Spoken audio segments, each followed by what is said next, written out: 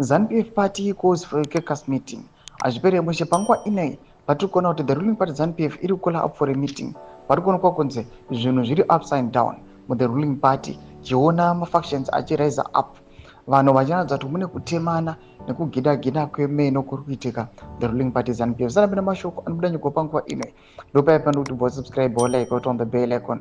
Toona pana pamubuda nyora cheti notice a caucus meeting to ZANU-PF members of parliament from government chief whip Honorable Togarevi. Subject: notice of a caucus meeting. There will be a caucus meeting for ZANU-PF members of parliament and senator members on Wednesday, the 25th of June 2025 at the ZANU-PF headquarters at 9 o'clock hours in the morning. Domashoko anobuda pana please attend and be punctual. Domashoko ari kushedzwa panapa ne the ruling party ZANU-PF. Patikona panguva ino vanhu havasi kufara au nezviri kuitika the ruling party ZANU-PF, especially the ascension iri kuita vana kuda kosheta gure.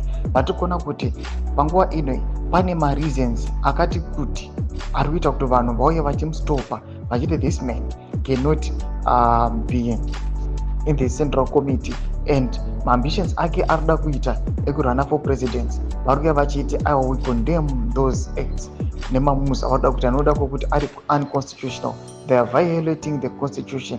They have got solid reasons and facts. And on top of that, they know that these guys, they are very, very corrupt. They are just coming to promote zvigananda kuti vaite zvavanoda. Mashoko ari kunokonzi panguva inoi with the ruling party ZANU-PF, it is fighting its own party. Mafactions ava kubuda mubato imomo muri kunokonzi mane vanhu vane maviews, mafungiro nemaonero atisiyanei. Ndozvakuita kuti bato racho richinetsa kuprogressa nekuenda mberi.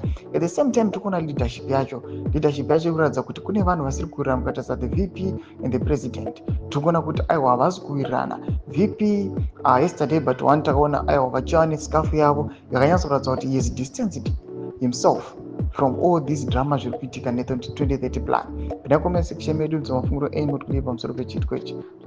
Subscribe or like on the bell.